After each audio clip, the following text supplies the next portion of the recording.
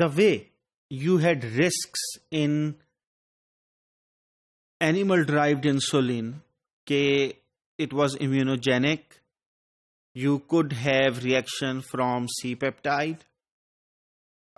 Genetically engineered insulin is less risky, but don't think that there are no risks involved.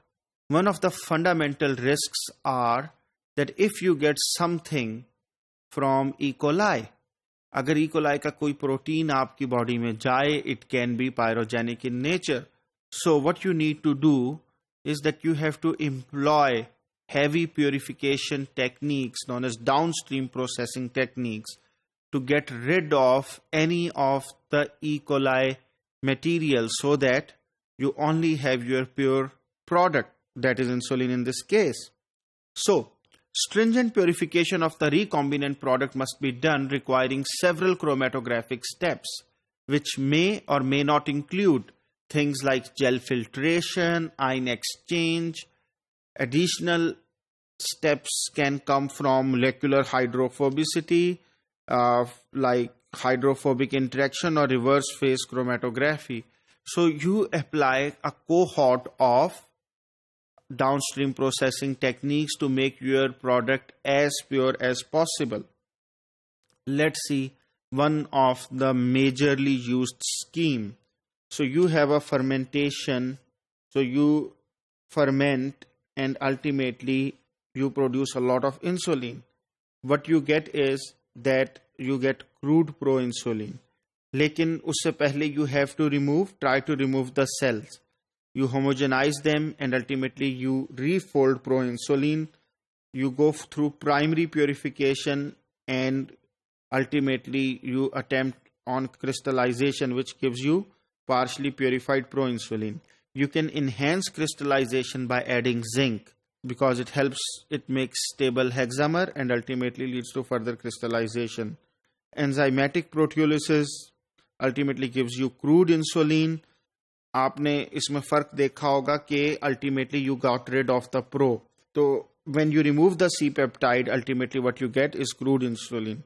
Ion exchange and gel filtration column से जब आप इसको pass करते हैं, then you have a relatively purified insulin which you can use. But ultimately, if you pass it through reverse phase, high performance liquid chromatography, then you can get a very, very high pure insulin. You get it in the form of crystals, and then ultimately you are ready to basically ship it out and to the people. Jahan before use, people again add sterile water and then they ultimately give themselves injections. A cleanup process scale like reverse phase HPLC is introduced, which we saw in the last step. The C8 or C18 columns are used, which has internal volume up to 80 liters or more, and up to 1200 gram of insulin may be loaded during a single purification run. If you get a chance and go and visit Eli Lilly plant somewhere where they are producing insulin, they let you visit pretty much all the areas except where they do this sort of chromatography. So there is a lot of hidden knowledge in this particular field as well, कि वो exactly इतनी high purity तक कैसे पहुंचते हैं. Obviously they must have given access to Food and Drug Administration, your European Medical Agency, but for normal people or normal scientists, it is sort of a trade secret which they keep. This HPLC polishing step not only removes E. coli derived impurities, but also effectively separates modified insulin derivatives from the native insulin product. So ये step इतना अच्छा होता है कि basically अगर कहीं आपकी insulin थोड़ी बहुत ही भी modify हुई है, ये उसको भी remove करके what you get is a very nice pure fraction of native insulin. So the resultant is that it has extremely low levels of impurities remain in the insulin preparation, which definitely fail to elicit any significant immunological response in diabetic recipients. So आपको कोई risk नहीं होता ultimately कि this would be immunogenic.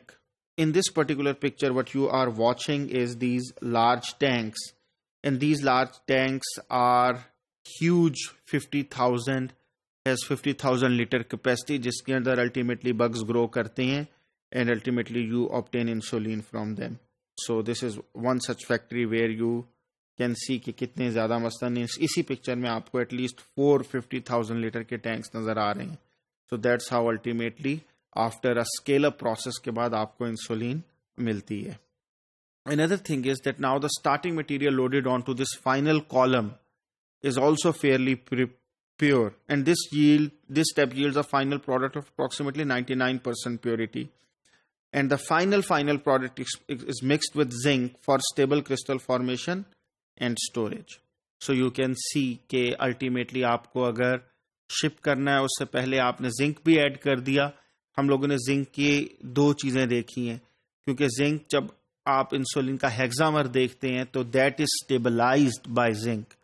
तो ultimately that is the storage form in your body, and when we are shipping we get very close to that sort of storage form.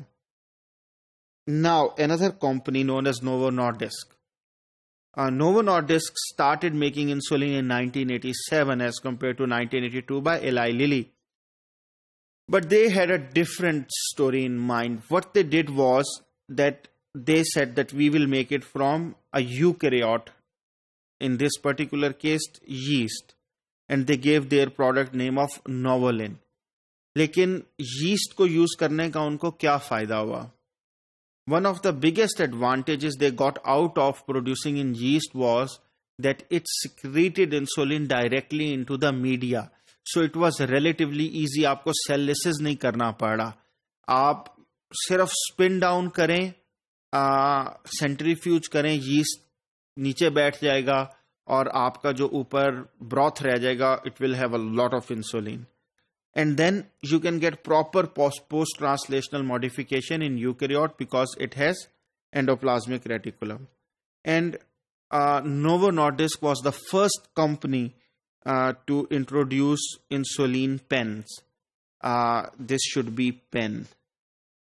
And अगर आप Novo pen देखें तो ultimately this you can use it on the room temperature as well. It is one of the innovative companies in the world.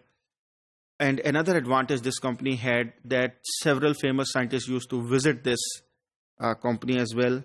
I'm just kidding. This is my picture back in 2007, I believe, in Zurich, when I was lucky enough to basically do a small project with them and visit them. So it's a wonderful company. In Pakistan, market is pretty much covered by Eli Lilly. लेकिन अगर आप European market देखें तो that is pretty much in the grasp of Novo Nordisk. One of the sister companies of Novo Nordisk is Novozymes, जो market leader है when it comes to industrial enzymes.